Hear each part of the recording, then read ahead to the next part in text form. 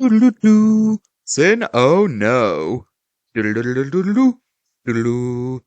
Gen 4 of Pokémon was a very ambitious generation. They were working with new technology, the story of main games were literally on a cosmic scale, they added Wi-Fi, and most importantly, they finally split physical and special attacks.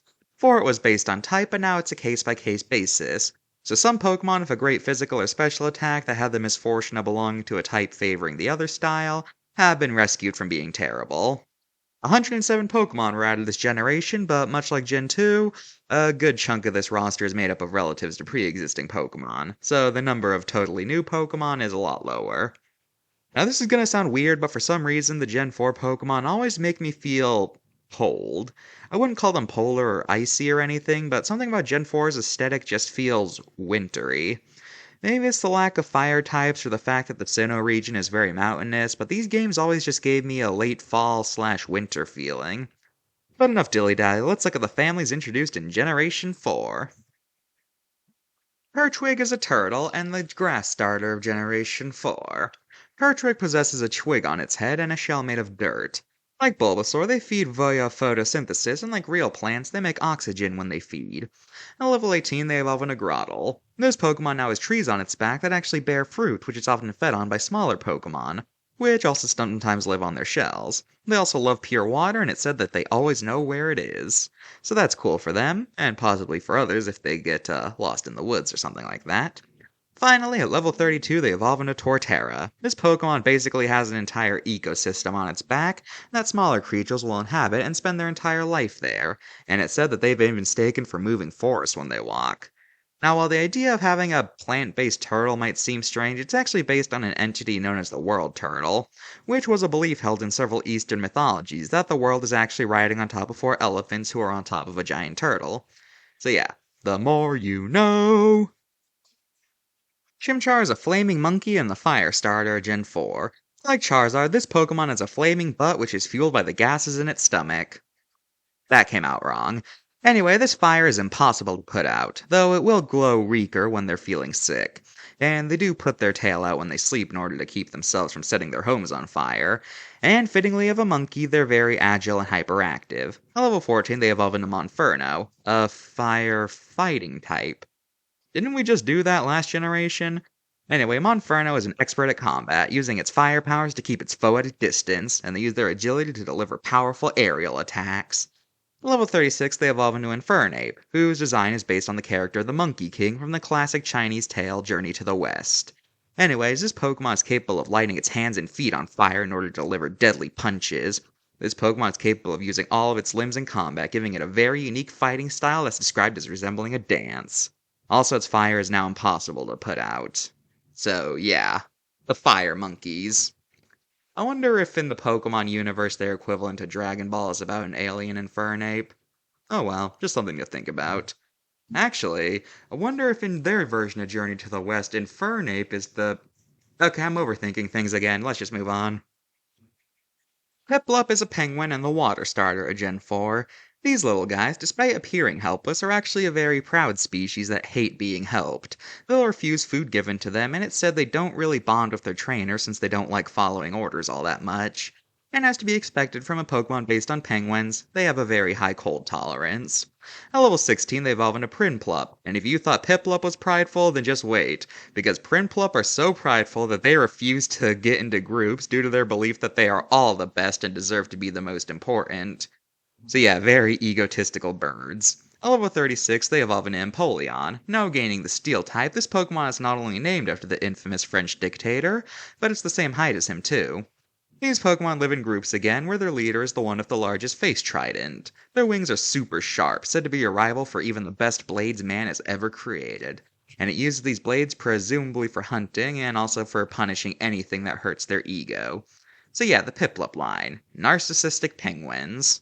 Yeah, but the way the anime portrayed them, you'd think they were just goo goo gaga babies. No, these guys are pretty vain. Or maybe that's not how they were portrayed. I don't really remember how Piplup was portrayed in the anime, but I'm getting off topic again. The Gen 4 bird, Starly, is based on starlings, and like their inspiration, they travel around in large flocks, though not nearly as large as the tiny birds, since it's mentioned that too many of them will cause them to start infighting. Also, like real starlings, their incessant chirping is very annoying. At level 14, they evolve into Staravia.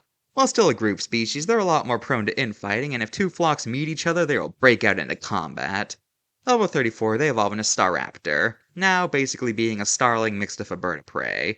These birds no longer live in flocks, and will instead go after other creatures in order to eat them. They'll even attack animals larger than themselves, and they will never give up in a fight no matter how injured they get. They also care very deeply about the condition of their comb. So yeah, basically less annoying starlings. Also females have shorter feathers, or something. I don't care.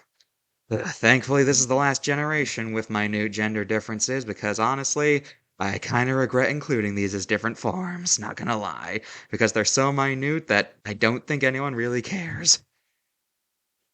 Here we have the infamous Bidoof, the early route rodent of Gen 4. This little beaver is surprisingly tough despite how goofy looking it is, described as being Pokemon that aren't scared of much. And as you would expect from beavers, they like to gnaw on wood and build dams to sleep in.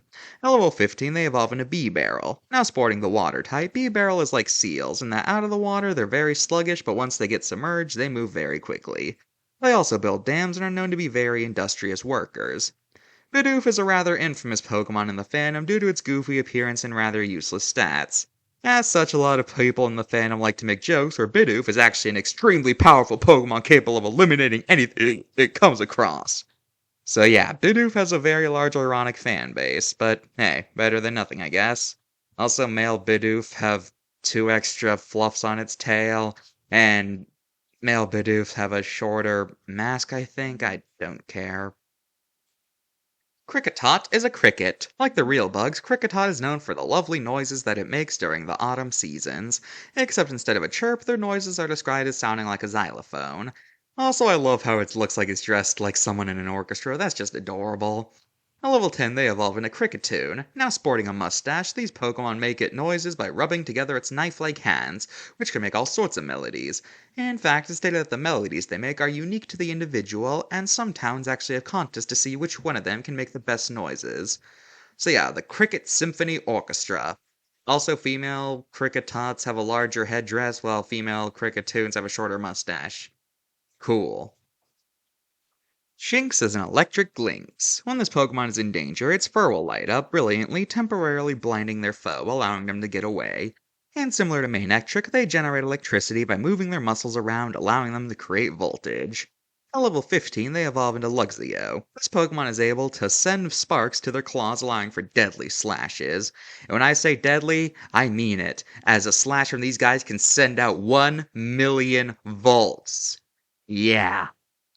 They're also a social species, as they will share their kills with other Luxios without much of a fight. At level 30, they evolve into Luxray. This Pokemon's electricity is so strong that it's able to supercharge its eyes, allowing it to see through solid objects in order to find hidden prey. It's also mentioned that, like lions, they live in packs. Now, a lot of people say this line should have been part Dark-type, but this might be an unpopular opinion because, I don't really agree with that. Let me explain. I think a lot of people want it to be Dark-type because it has black fur and looks intimidating, but there are a lot of scary-looking Pokemon that aren't Dark-types. Plus, people seem to forget that Dark-type is supposed to be dark as in evil, not dark as in the absence of light. So I don't think having a darker color scheme is a good case for that. And, as for its behavior, it's never portrayed as a particularly savage or brutal being, so I don't see why they would need to be Dark-types. But that's just what I think. If you think they should be Dark-type, then give me your reasons. I love to hear them. Also, females have different fur patterns, but I don't feel like pointing them out, so yeah. A fossil Pokemon were placed surprisingly early in the Dex this generation. Anyway, arrived from the skull fossil, CRANIDOS is a Pachycephalosaurus and is notably pure rock type. I say this because a popular fan theory is that fossil Pokemon are only part rock type because of the defossilization process. However, if this theory is true, then this line would obviously be an exception since it's their only type. Notably, it's mentioned that they lived 100 million years ago, which, while still during the Cretaceous, is a few million years before any Pachycephalosaurs existed. CRANIDOS is portrayed like your typical media Pachycephalosaur, in that they're very hot-headed and will headbutt anything that stands in their way. It's said that their dome is as hard as steel, and when they bash their heads together it sounds like a bell.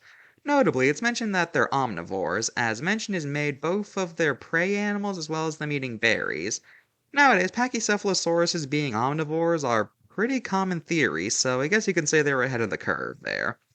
At level 30, they evolve into Rampardos. This Pokemon has a thick skull that allows them to absorb powerful blows without fainting.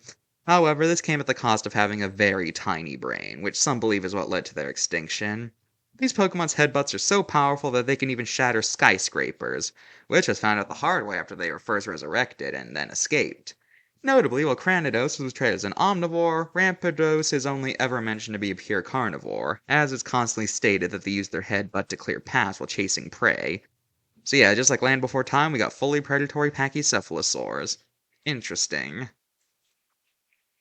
Yep, we got a Pokemon based on Ceratopsis before we got either T-Rex or Stegosaurus. That's actually pretty cool. Revived from the armor fossil, Shieldon is based on the Protoceratops. Though unlike them, Shieldon lived in jungles rather than deserts.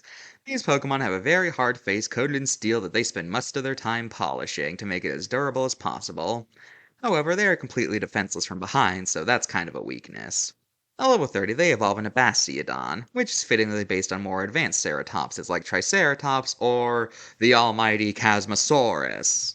Anyway, these guys' face resemble a castle, and fittingly, they're hard to penetrate.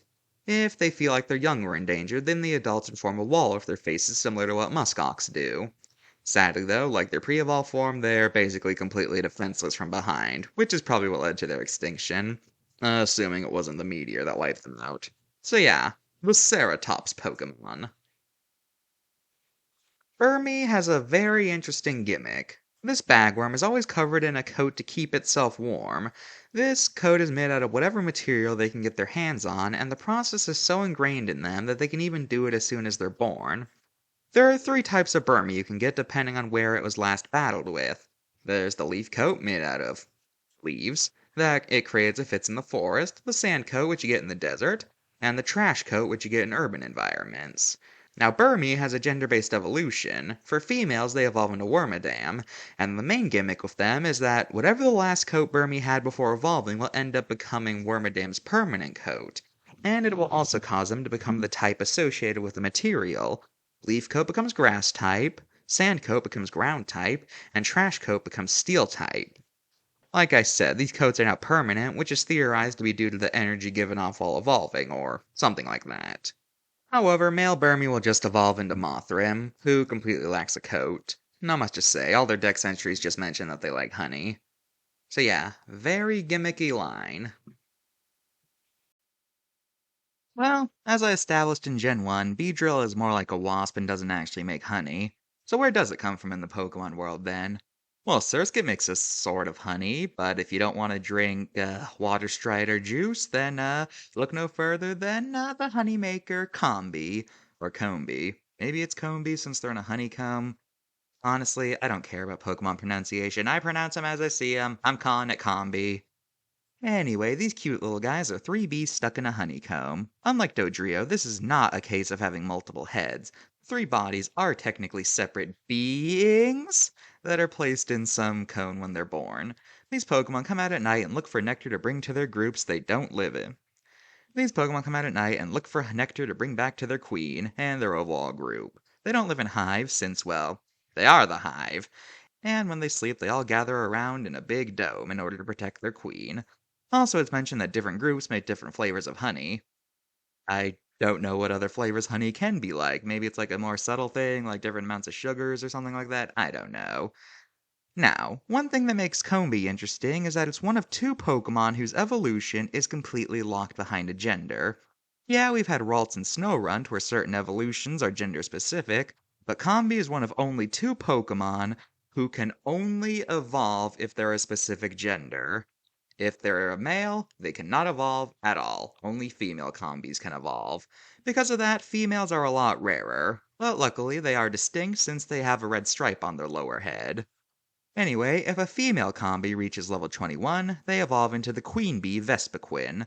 Like real queen bees, they're responsible for birthing all the members of their group, and their abdomen is actually a hive full of the grubs that'll become Combees, which are fed the nectar given to them by their minions. They are also capable of releasing pheromones that it uses to control its subjects. So yeah, the bee that is also a hive. When are we going to get a Pokemon that's both the spider and the web? I will wait. Pikachu's stand-in for Gen 4 is a squirrel. Pachirisu will take balls of hair off itself full of static and store them in their home, presumably to use them as ammo against predators. And when two of them meet, they will rub their cheeks together in order to share their electricity. Ah, isn't that cute? Also, it's mentioned that they're related to Pikachu in one of the game dexes, so that confirms my headcanon, but I'll talk about that later. So yeah, the electric squirrel, shocking, isn't it? Also, females have shorter head stripes. Riveting. Weasel is an otter, but then again, I guess they're basically aquatic weasels anyway, so I guess the pun still kinda fits. This Pokemon has a ring around its neck that acts like a flotation device, which they use to keep their head above water while scouting for prey. When it dives, it uses its two tails like a propeller to move through the water and slice through any tangling kelp. Also, according to the anime, they can even use their tails to fly. Wait a minute! Orange creatures, two tails, flying using them as a propeller? Oh, I think they have Sega royalties. Anyway, at level 26, they evolve into Floatzel. This Pokemon is very friendly, acting as a lifeguard whenever it sees someone drowning. In addition, their inflation sac is a lot stronger, ensuring that they will never go down if they don't want to, even in the stormiest of weather. Also, females only have one spot on their back instead of two, so yeah. So yeah, the otter mixed up a flotation device that acts like a lifeguard. Definitely a strange combo. Cherubi is a sentient cherry. While it appears to possess two heads, the second one in the back is actually a sack full of nutrients that the main head feeds on. However, it's said to taste so delicious that herbivores are constantly trying to take it. When it's sapped of all its nutrients, it'll fall off, signifying that evolution is near. Okay, here we have another Pokemon that supports the evolution is aging side of the debate. Not looking good for the people who say it's unrelated. Yeah, what are you gonna say now? What's your evidence now? Anyway, at level 25, Cherubi evolves into the Cherry Blossom Pokemon Cherum. Cherum has the gimmick of whenever it's any weather except pure sunny out, then it'll be a bud. However, when it is sunny out, it'll burst out into its sunshine form. It's said that in this form, they are very peppy Pokemon. It's also said they constantly give off good smells, which makes sense since cherry smells good. So yeah, the cherry Pokemon. Makes me wonder if there are non-sapient cherries in the world. I mean, there are non-sapient apples according to later games, but are there just non-sentient cherries too, or in this dimension the cherries fully grow sapients? That's a weird thought to think about. The Shellos line is based on nudibranches, and they have an interesting gimmick. You see, because of the mountain range that splits Sinnoh in half, there are actually two types of Shellos that have adapted to the east and western sides of the water, which means that this is an example of actual, real-life evolution in the Pokemon franchise, because they're two creatures who got separated off from a single population, who then adapted to fit their environment in different ways, sort of like finches on the Galapagos. Anyway, the pink western Shellos is adapted for more tropical water, while the blue eastern Shellos is designed for colder waters. However, for the most part, these changes are very minor. Both varieties are amphibious and can be on land as long as their skin stays moist, and when threatened, they release a sticky purple goo that makes them taste incredibly foul. At level 30, they evolve into Stomach Tooth. Yeah, I know its name is supposed to be like, it's the leader of the gastropods, so Don, like a mafia Don, but its name literally means stomach tooth. Anyway, these big slugs are regenerative, capable of growing back almost anything after it gets cut off. It's also mentioned they used to have shells, but they've since lost them. Also, they hate their opposite color and will often get into fights with them. So, yeah, that's a thing.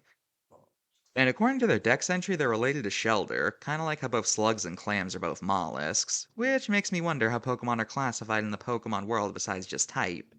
It's definitely something to think about. Are there like mammals, fish, amphibians still, or is there a completely unique thing? And then where would grass types fit into this? Definitely something to think about.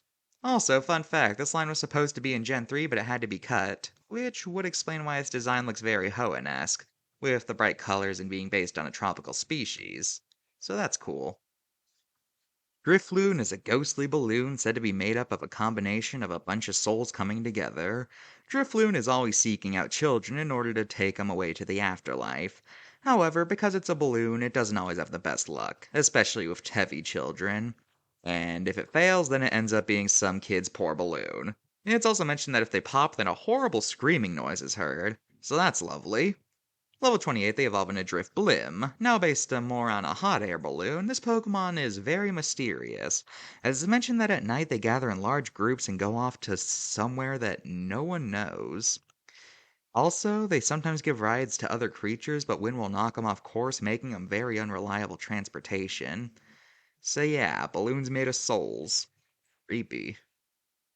BUNEARY is a cute little rabbit that also has a very painful weapon on its head. BUNEARY is capable of using its ears like a whip, which can shatter boulders. Also, they hate you. I say that because they're some of the only Pokemon whose friendship stat is 0 when you catch them. So yeah, these things, they just straight up hate you when you catch them for the first time.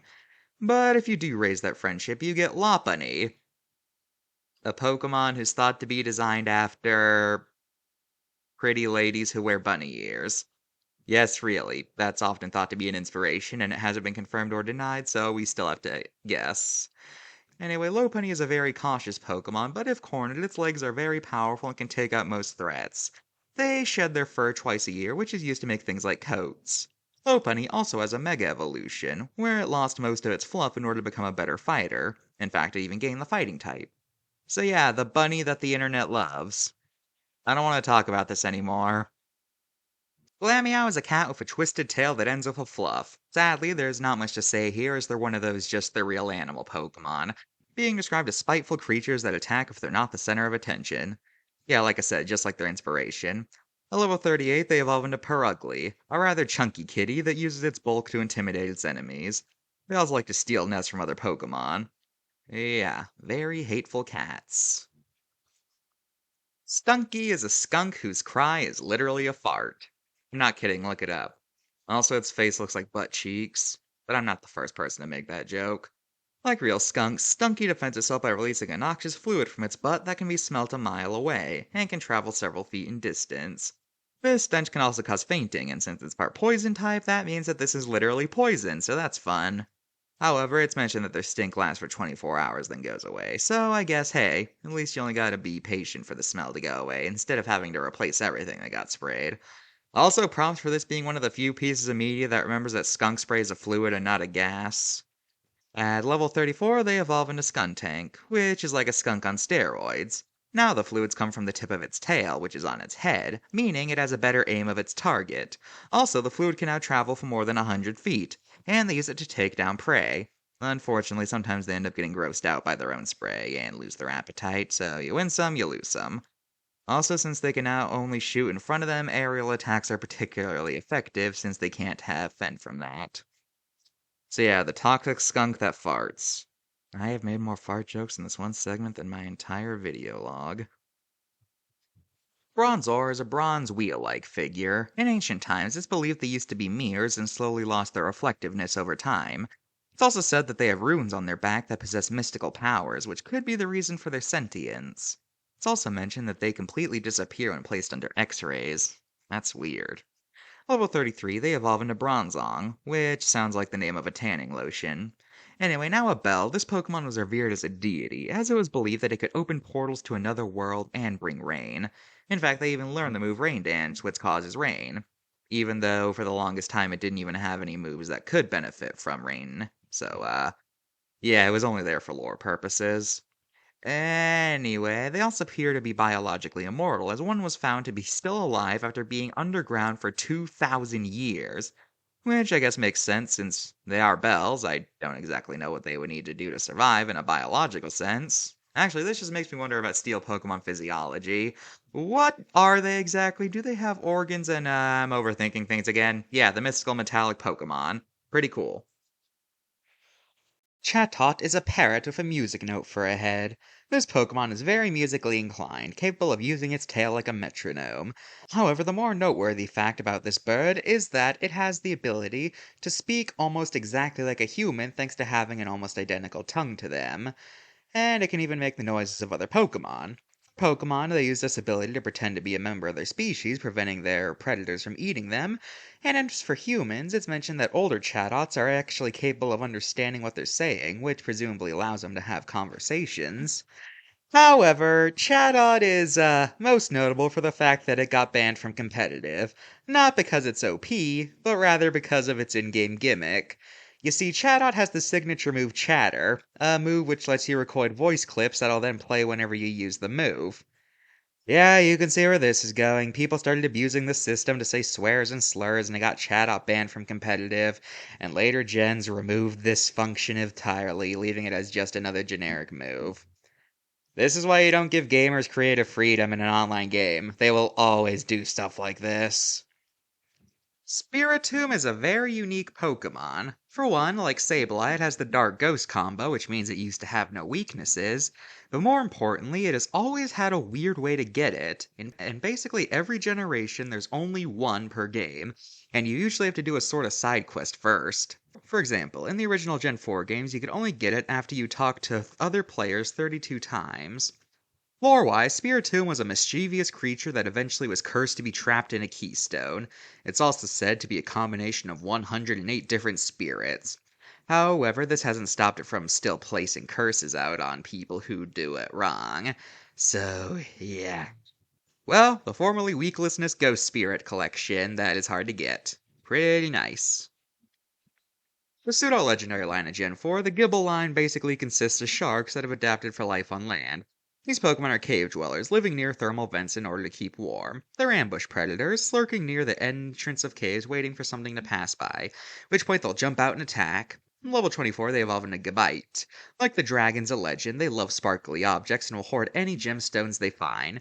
Because of this, in regions where they coexist, they get into fights with Sableye since they like to eat gems, which is a no-no for the Gabite. It's also said if you give them something shiny, they will trust you. So, yeah, that's cute. Their scales are also thought to be medicinal. Finally, at level 48, they evolve into Garchomp. This Pokemon has large flaps on its arms which allow it to fly at supersonic speeds. They use this to eat entire flocks of flying types. Their scales are also sharper, allowing them to clean-cut trees without slowing down. And they also have rivals who use their salamence over food. Garchomp also got a Mega Evolution. In this form, its arms and wings have fused into scythes, and they are very aggressive. Also, males have ripped fins. So that's a thing. So yeah, watch out for the land sharks. RIOLU is a canine-esque fighter. This little guy has the ability to weaponize and detect aura. Because of this, they can basically read minds, despite not being psychic types. They themselves can give off different kinds of aura depending on their mood. When given high friendship during the day, they evolve into Lucario. This Pokemon is now a master of aura, being capable of detecting even the best hidden creatures by reading it. In addition, they can detect aura from a half-mile away. Also, they're canonically predators. Yeah, that's right, they hunt in packs. One disadvantage of its powers, however, is that it can find out information that stresses it out. Then again, I guess you could argue that's a weakness of every mind reader. Lucario not only is a Mega Evolution, but it's also the first Mega form you're given in-game, acting as kind of like a tutorial to the concept. And like most Mega Evolutions, it causes the Pokemon to lose any emotion other than rage. So yeah, never forget that Mega Evolution is basically animal abuse.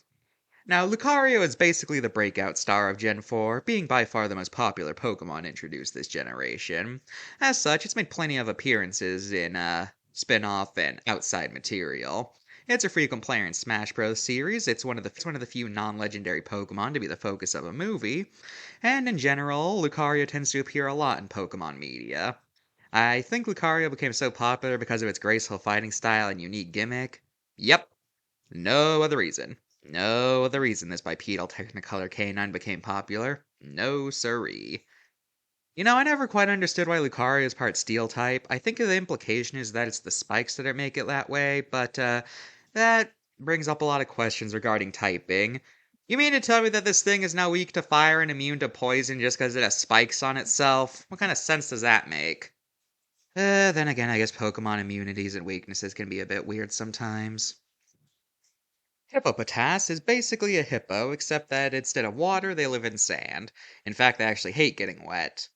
Overall, despite the change in terrain, they're very similar to real hippos. They live in pods, and it's mentioned they move through deep sand as if it was water. Also, they sweat sand, so, yeah. Level 34, they evolve into Hippowdon. This Pokemon is now able to manipulate sand by shooting streams out of its pores. Also, like real hippos, they're very aggressive and have powerful bites. Females are also different colors.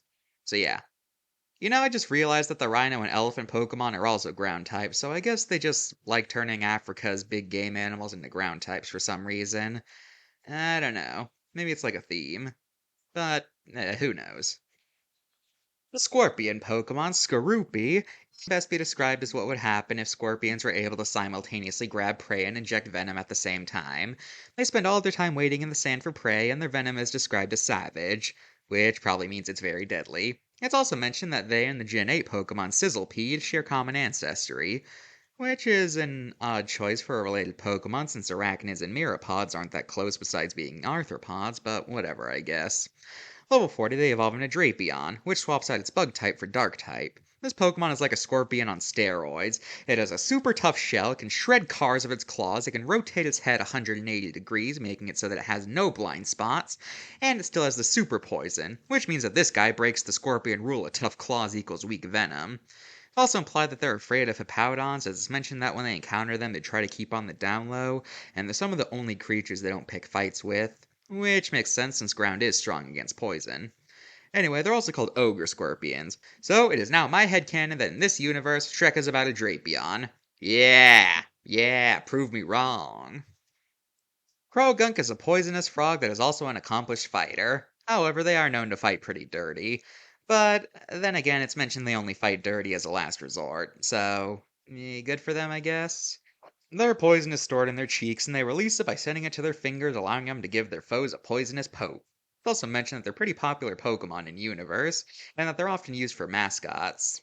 At level 37, they evolve into Toxicroak.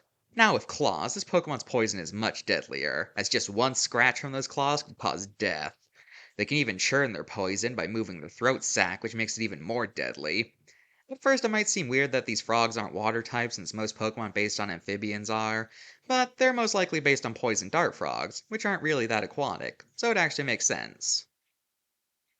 I find it weird that we got a pitcher plant before a Venus flytrap.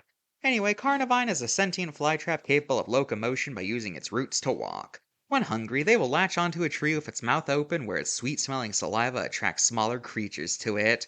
When they enter its mouth, Carnivine has its food, and it will take an entire day to digest. Carnivine's eyes always weirded me out. They just stare right at you, and I guess it's the same reason that Jeff the Killer was so unnerving, just the teeth and the unblinking eyes. Yeah. Yeah. FINNEON is a fish, possibly based on freshwater butterfly fish given its motif. But regardless, this fish is known for its beauty, or luminescent appearance, which it gains from absorbing sunlight all day, which allows it to glow in the dark at night. At level 31, they evolve into Luminion, which could be based on the tripod fish, since it's described as walking along the seafloor in the dark depths of the ocean, but maybe I'm just overthinking things. The tips of this Pokemon's wings are bright, allowing it to attract prey, but the lights also attract predators. Not much to say here, these guys are just the fish that glows, and I can understand why these Pokemon frequently appear on forgotten Pokemon lists. Also, females have a something, and Croagunks did too, I forgot to mention that earlier. Just one more gender difference to go, and then we'll finally be out of the minute things and you don't have to point out anymore. Thank goodness. SNOVER is a sentient pine tree. Living high on the mountains, they don't have much contact with humans, but that doesn't mean they don't like them. In fact, they're very curious about humans and are even known to get along well with children. During the summer, these Pokemon grow berries, which are said to taste and feel like popsicles. Level 40, they evolve into Abomasnow, which, given its nickname, is probably based on the Yeti. Are cryptids a thing in the Pokemon universe? Cause there's already plenty of strange animals. I wonder what would qualify as a cryptid in this universe. Anyway, fittingly of their inspiration, these Pokemon are loners, avoiding contact if anything and preferring to remain isolated from society. If it feels like it's about to be found out, it'll create massive blizzards in order to hide itself. I have to wonder what happened to them that turned him from the social Snover to the loner Abomasnow. Oh well, mysteries that'll never get answered, I guess. And finally, the last minute gender difference before we get to ones that actually have thought into them. Female Snover have an extra white stripe, and female Abomasnow have longer chest fur. Finally! I'm done! Finally! Oh, thank goodness. And thank you, Gen 5, for not doing the whole minute differences that barely factor into anything. Oh my gosh, why did I decide to include gender differences as alternate forms? Oh, what was I thinking? Also, Abomasnow got a Mega Evolution, which doesn't have any lore. Oh, no, I'm not going down that rabbit hole again. No, I'm moving on, I'm not doing that again. No. Rotom is interesting, because in Gen 4, despite not being a legendary Pokemon, it was almost treated like it was one. You could only get one, and weirder than that is the fact that the fight with it plays the legendary Pokemon theme. So it's kind of a belief of mine, and maybe other people, I don't know, that Rotom was planned to be a legendary, but then it was demoted because there were probably a bit too many legendaries this generation, as we'll see in a bit. Anyway, Rotom is a being made out of plasma that has the ability to enter and possess electronics. In-game, there are 5 machines that you can have your Rotom possess, each one swapping out Rotom's ghost type for something fitting of whatever it's haunting.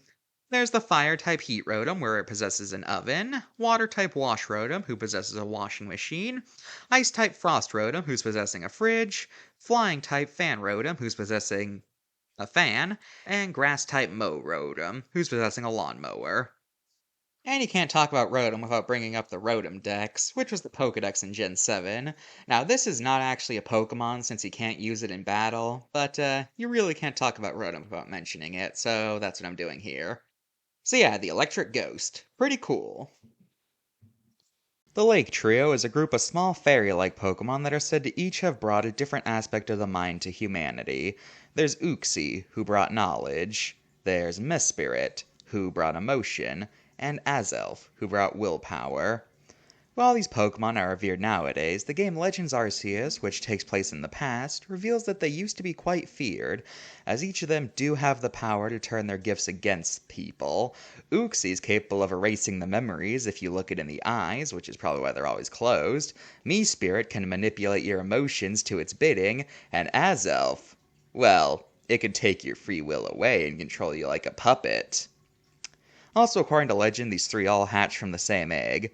So yeah, the Pokemonsters of the mind. That was funny. You don't know what you're talking about. Whatever.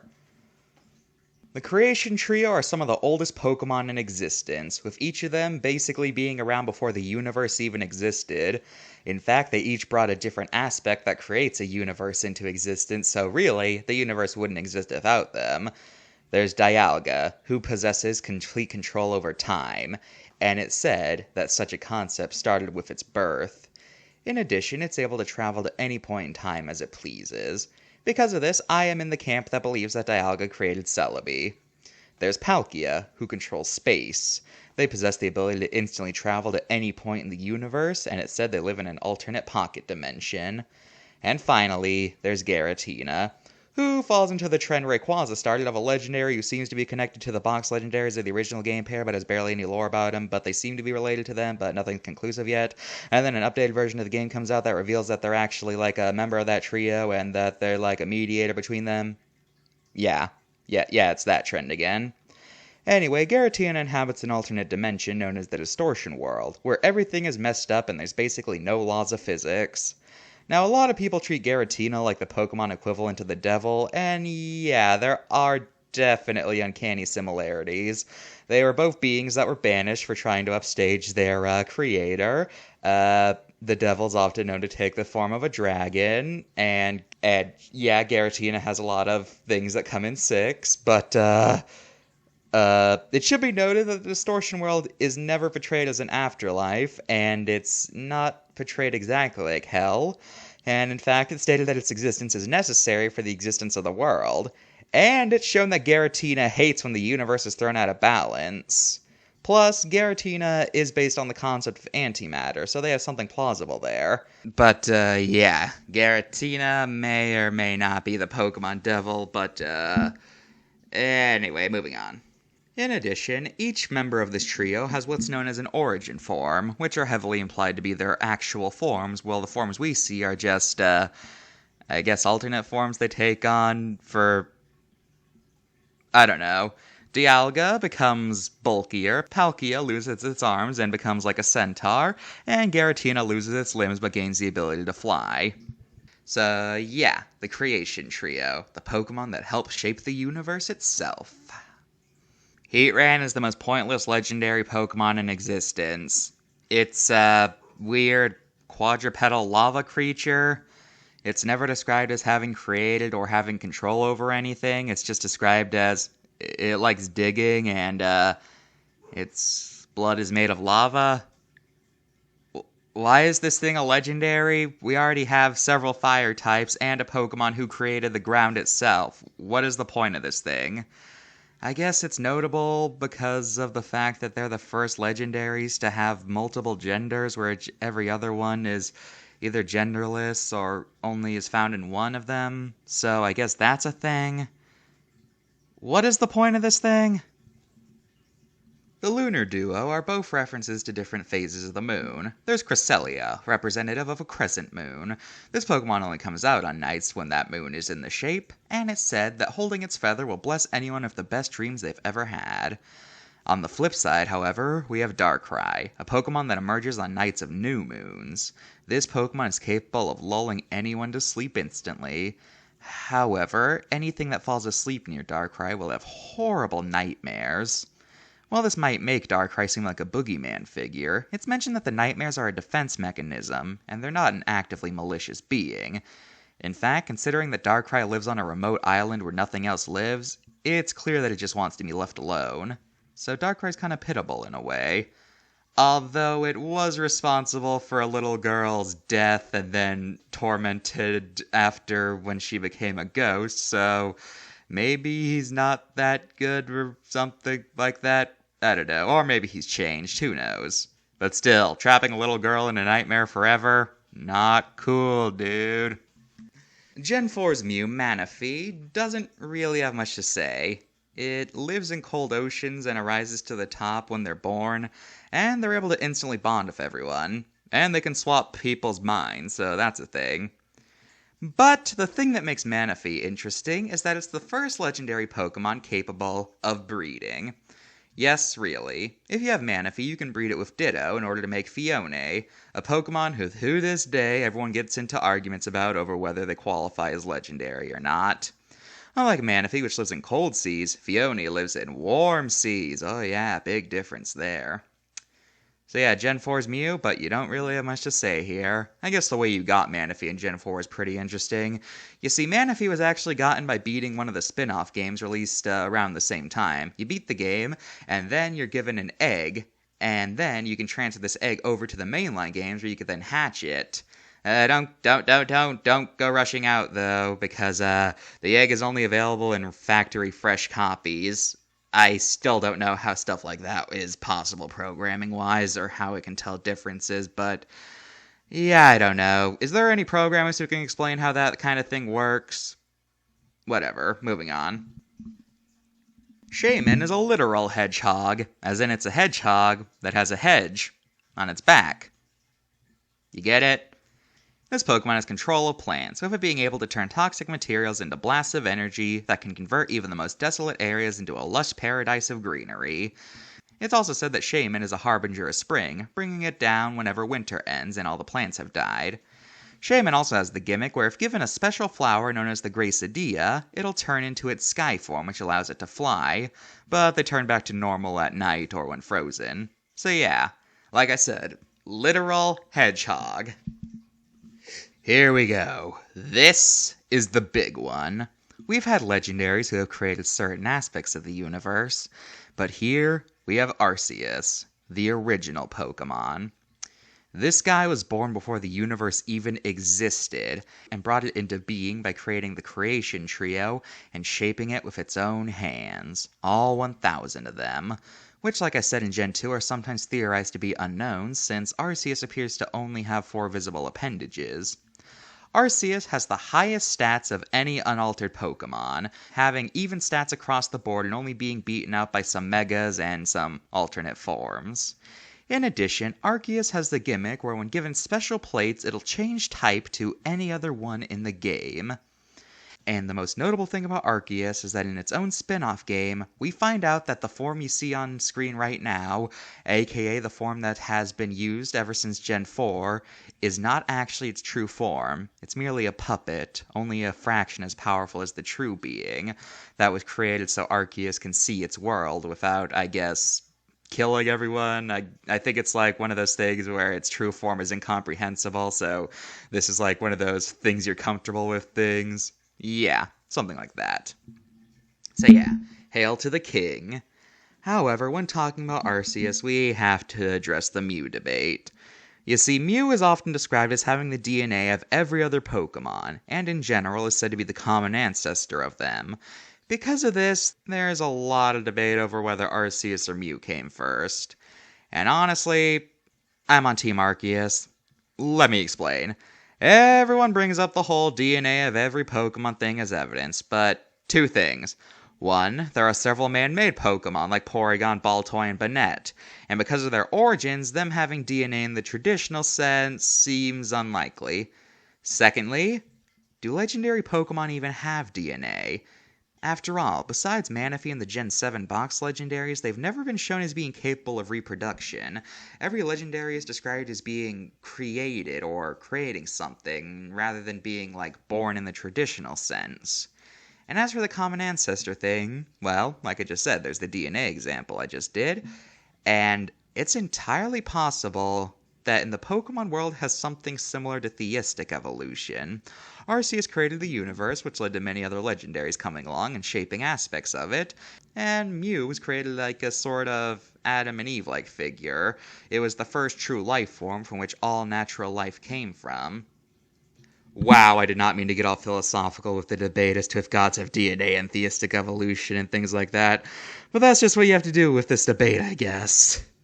And that was Gen 4. Gen 5 might take a little while longer because A, it introduced the most Pokemon of any generation, and it's also the most blank slate of any generation. I have not talked about a single Gen 5 Pokemon so far. It did not introduce any new evolutions or baby forms. It's a completely blank slate.